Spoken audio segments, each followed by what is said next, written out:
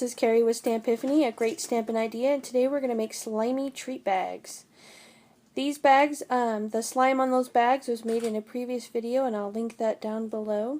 What you need is your small treat bag framelits. It's in the main catalog, Stampin' Up! Catalog, and you're going to need the main treat part, and then a side, and of course a little banner. And I used some Smoky Slate. All the supplies will be listed in the description box below, all the supplies and the sizes and things that you'll need.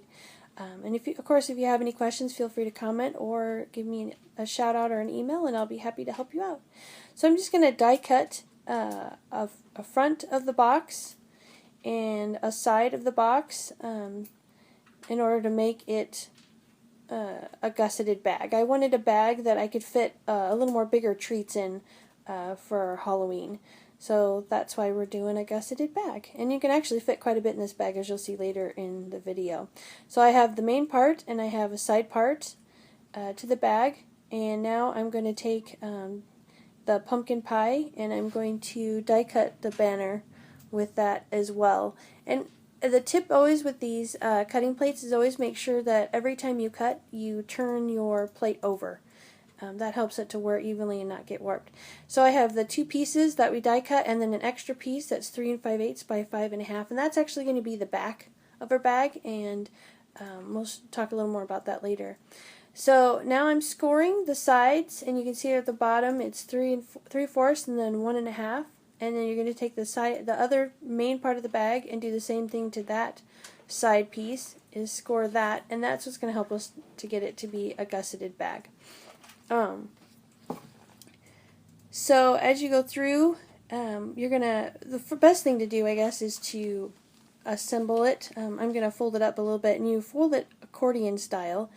So you're going to fold it up the first score line right next to the front of the bag, that first score line there, and use your bone folder to give it a nice good crease, and then you're going to fold it back the other way.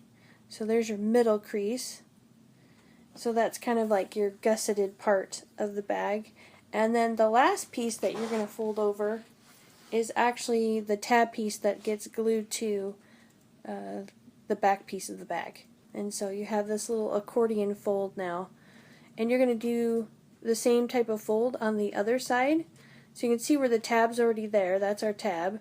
And that gets glued to the front of the bag. So I'm going to go ahead and take my fast fuse. You could use tear tape if you want. You can use Tombow glue. I don't recommend using snail because it is a bag. Anytime you're using a bag or a box, you want to use a nice strong adhesive so it holds together for you. So I got my fast fuse on there, and you want to make sure that you put the fancy cut edge together. Make sure you get them face the same direction. I guess that's more to me than anyone else. I'm notorious for doing things upside down. Stamping upside, bags upside down. I always have to check myself. So make sure you line up the edge so it's flush together along the edge there.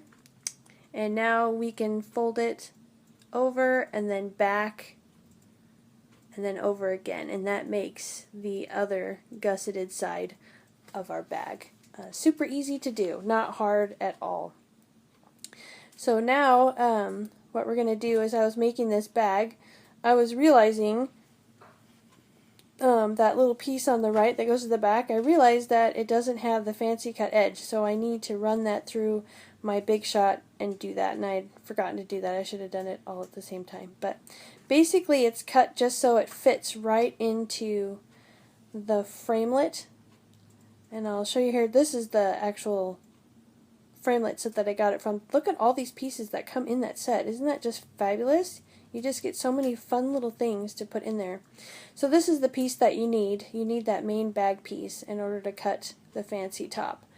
And so I run it through. I just line it up, get it as straight as possible, and run it through, and then it gives me my nice fancy little edge across the top there. So now it'll match. That's what we want. It's the back to match. So now I'm going to attach that, and I just, for the type of stamping I was going to do to this bag, I thought this would work the best, is to attach it. So I just had one long piece for the time being, so when I went to stamp it, I could make sure that the stamping that I was doing was consistent from the back to the front. That's why I was doing this. You don't have to do this if you don't want to.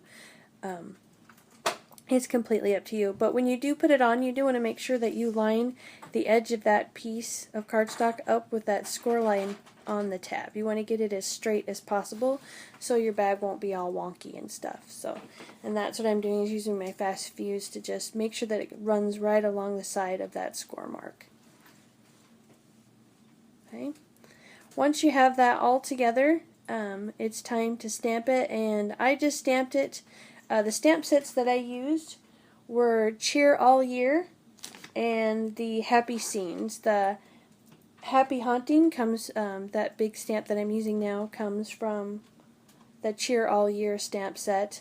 I just love the font on this one. And then of course I'll be stamping a little later with the small words, and those are the ones that said wishing you a happy Halloween. So rather than bore you with me stamping the entire time, I just will show you the finished product here and speed it up a little. And you can see it doesn't even have to be straight, because mine isn't straight and it still looks pretty good. Now I'm just adding some spiders. I will say this is the only time I'm ever accepting spiders in my house, is they have to be a stamp, because I don't like spiders. So just finish up that, and that's the colors I used for that was the basic gray, and then that is the Smoky Slate on Smoky Slate, so that way the spiders are a little more subtle, because aren't they really just subtle, because they sneak up on us. So now it's time to put the bag together, and I'm just going to run some adhesive right there along that tab. And again, when you go to put it together, just make sure that the edge of that cardstock matches that score line, that it's right along there. Not over the top or overlapping it, just right along there, and you should be fine. Your bag will go together perfectly. So whatever way works for you. I just found I was afraid to lay it down like that because I was afraid I was going to get it crooked, so I decided to pick it up and just kind of gently lay it across there, and then once I was satisfied I just pieced it together. Now I just take some fast fuse, pinch that bottom of the bag together, and then fold over, and then it's always a good idea to burnish that a little bit. And then I just stuck my hand in the bag and just puffed out the gusset to get it good and open so it could fit whatever treats I was going to put in it. And just to show you how big the bag was, I put 2 ink pads in there, so you can see it's got some room in there. You can put quite a bit of treats in there. So now we're going to stamp some black dots onto our pumpkin pie, and I'm using the black Archival pad that's in the new Holiday Mini. Love that ink pad. And then I'm going to stamp a bat, and that's just a scrap from the Smoky Slate. Now you'll notice that when I go to stamp this bat, I press down firmly but not terribly hard, and then I leave the bat there for a second. And there's a reason I did that, and that's because when I have a big image like this and I really want it to come out bold, I leave the stamp there for a few seconds to let the paper really soak that ink off, and so that's why I do that. Something to give a try in the future if you're having problems with your bold big stamps not stamping or having blotchy missing ink parts. So I stamped the Greeting Boo in Rich Razzleberry, and I'm punching it out with my 1-inch circle punch. And then it's going to be time to cut my bat out, which I did. I didn't want to bore you with me cutting out a bat. So now we're just assembling the bag. I'm going to put first my pumpkin pie banner on, and then I'm going to add my slime. Now here's where I kind of cheated a little bit, please forgive me, but I didn't have any Copic markers to use at the time, so I'm just going to use a blendability from Stampin' Up! That we used to sell. I hope they come back, I just loved them. But I just used some dark green alcohol ink to color that slime. Our regular water-soluble markers don't work for this. They just wipe completely off. So you'll want to use a permanent alcohol or dye ink or something that would be permanent on plastic. So now I'm taking my fine tip glue and I'm running it just a thin line across the bottom of my pumpkin pie. I really love these colors together. I think they very much look Halloween-y and go well together for this purpose. I will advise to coloring your slime with anything that's remotely close to orange or red, just unless you want it to look gory. I didn't want it to look gory, so we stuck with green, and I think purple would look good too, but we went with green today. So I'm going to stick some dimensionals on the back of my bat.